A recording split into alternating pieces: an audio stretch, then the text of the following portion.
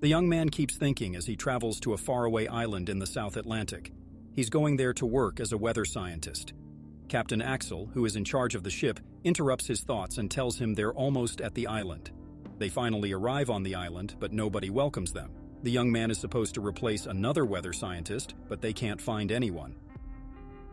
Captain Axel goes with the young man to look for the missing scientist and make sure new weather scientist is safe. They find Lighthouse and they knock on the door, but no one answers. So the young man opens the door and they meet Gruner, who works with signals on the island. Gruner is unfriendly and doesn't seem interested in their visit. When Captain Axel asks about the missing scientist, Gruner says the man died from typhus. Gruner acts like he doesn't care much, and he's walking around without clothes on, which annoys Captain Axel and the young man. They leave the lighthouse after a while. When Captain says goodbye and goes back to the ship, the young man walks around the island. He has to do the same job as the previous scientist, studying the wind and weather, for a whole year before someone else replaces him. When he goes back to cabin, he finds a book that belonged to the previous scientist, whose name was Aldor. In the book, there are pictures and a drawing of a lighthouse with strange creatures next to it. Behind the picture of Aldor's wife, "Love, love, love" was written. The next day, the young man sees circle made of rocks on the sand. He goes to the coast with a special tool to start his work. He uses binoculars to look far away and study the weather. He's getting ready to do his job and looks through binoculars. He notices Gruner stretching naked. Later that night, while he's reading, he hears sounds outside his door. He thinks it might be Gruner, but the noises get louder and scarier, like scratching and growling. Suddenly, a strange reptile-like hand appears under his door. He steps on it, which makes the creature behind the door upset. He gets scared and hides under the floor while the creature tries to get inside his place. They attack his cabin, but realize there's no one inside. When the footsteps stop, he looks through a tiny hole in the door and sees the alien creature looking back at him. He pokes its eye with a knife because he's afraid. Then, he locks himself under the floor for the entire night. The next day, he calls Gruner asking to be let into the lighthouse. But Gruner says no. Determined to protect himself, he spends the day making his cabin stronger. He finds a rifle and gets ready to fight the alien creatures. When night comes, a bunch of these creatures appear in the darkness and start coming toward his cabin. He shoots them one by one, but there are too many. So, he starts a fire to scare them away. But the fire also burns down his cabin, so he runs away just in time before it's completely destroyed. Luckily, it starts raining and stops the fire from spreading. The next day, he sees Gruner leaving the lighthouse and secretly follows him to some rocks. He plans to surprise Gruner, but a blue alien creature attacks him. He points his gun at her, but Gruner stops him and shows that she's a sea creature and she is not dangerous. The young man offers some of his supplies to Gruner in exchange for a safe place to stay. Gruner names him a friend, and the sea creature seems to acknowledge him as well. A little while later, they go to the young man's cabin to get supplies. He realizes that the previous weather scientist didn't die from an illness, but from these sea creatures. Gruner tells him they should go back to the lighthouse because the creatures might attack soon.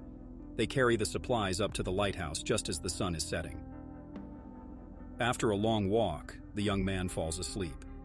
He wakes up to the female sea creature licking his hand, trying to help his burns. He had been asleep for 2 days without realizing it. He talks to Gruner and checks their ammunition.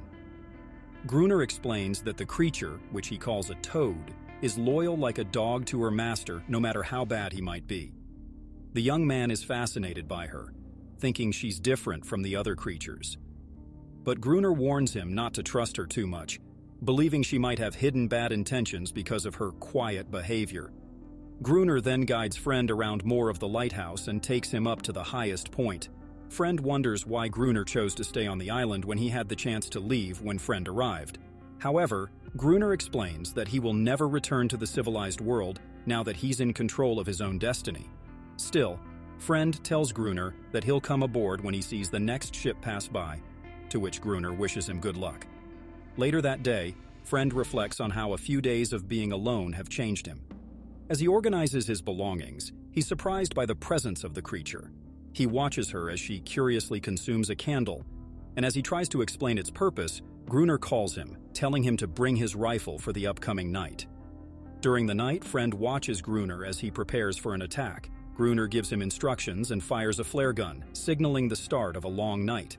On the other hand, the female creature wails into the sky, and a group of sea creatures heads toward them. Gruner begins shooting, but Friend feels overwhelmed and slowly retreats until he passes out. Gruner is left alone to fight the swarm of sea monsters. The next day, Gruner is frustrated by Friend's lack of effectiveness during the attack. He instructs Friend to fetch water instead. Friend complies and returns with water, only to hear pounding and wailing from Gruner's room. He's surprised to see Gruner engaging in an intimate encounter with the sea creature. Later that day, Gruner and Friend have lunch in an uncomfortable silence. Friend can't confront Gruner as he feels guilty and awkward. However, Gruner breaks the tension by slamming the table, telling Friend that he only has one chance left to prove he is worthy of staying in Lighthouse. That night, Gruner captures the attention of the creatures as he takes the flare gun. When the monsters appear, Friend becomes scared, leading Gruner to lock him outside on the balcony to fend for himself against the creatures. Despite hearing gunshots and Friend's pleas, Gruner falls asleep as the sun rises. Gruner is surprised to find Friend alive, covered in blood and staring blankly at him. Months pass and the two men establish a routine.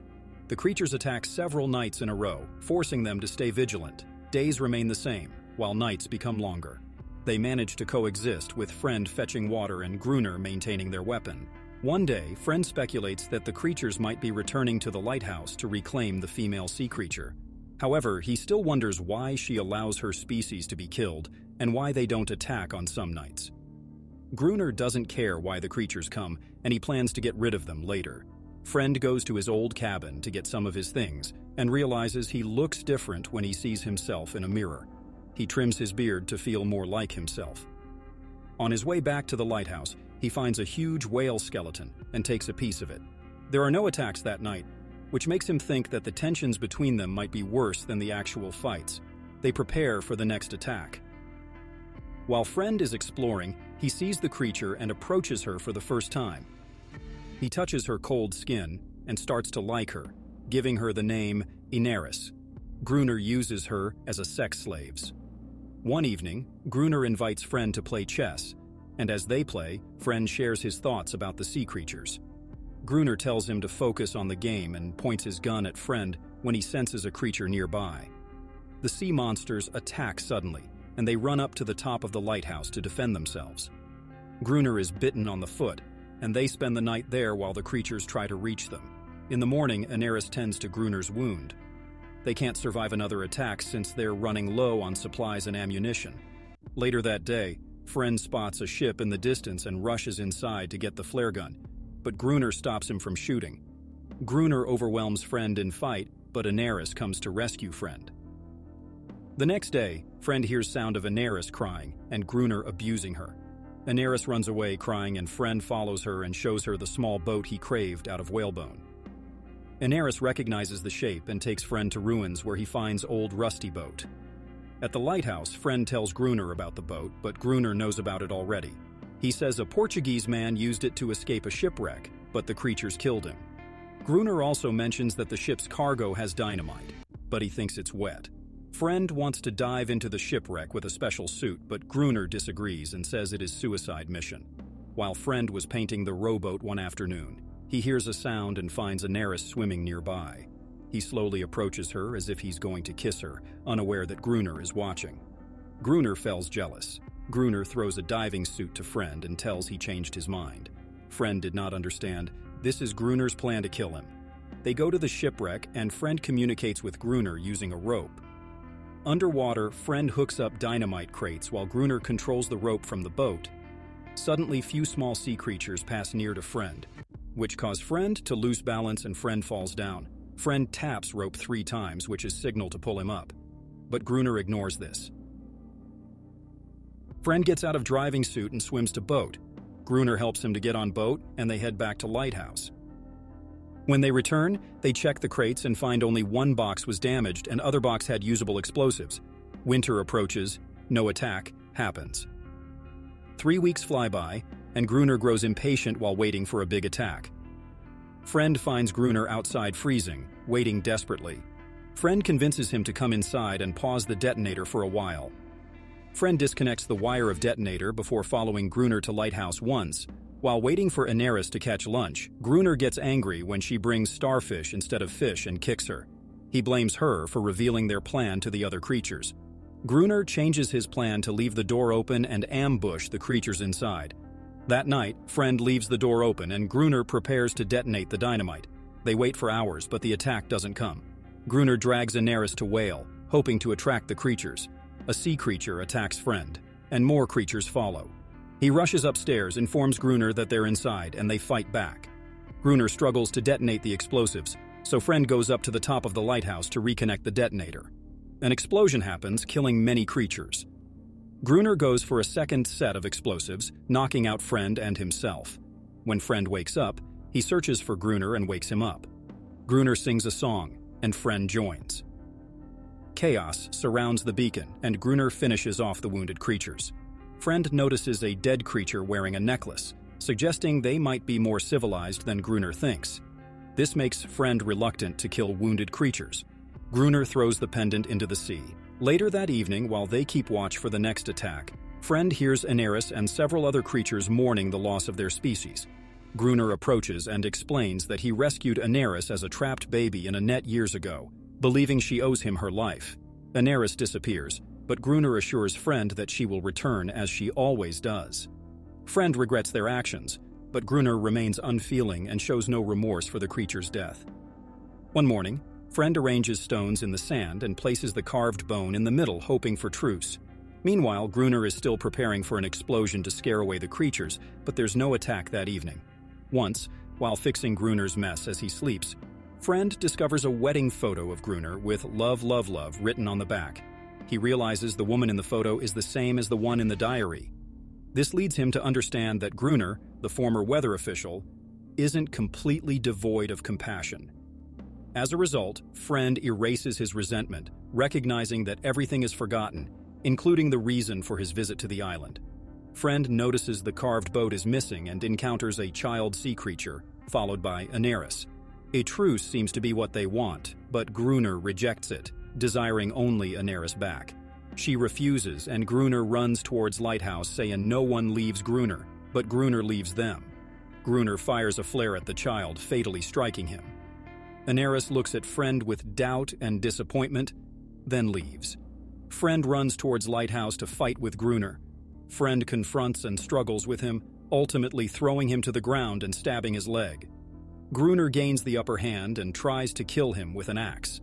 Friend addresses him by his real name, insisting he's not a murderer. Gruner drops his axe and utters, "Love, love, love," seemingly regaining his former self. He goes outside and gives himself to the sea creatures, slaughtering him under the starry night. Friend locks the door, and by the noise he hears, he is sure that Gruner is no more.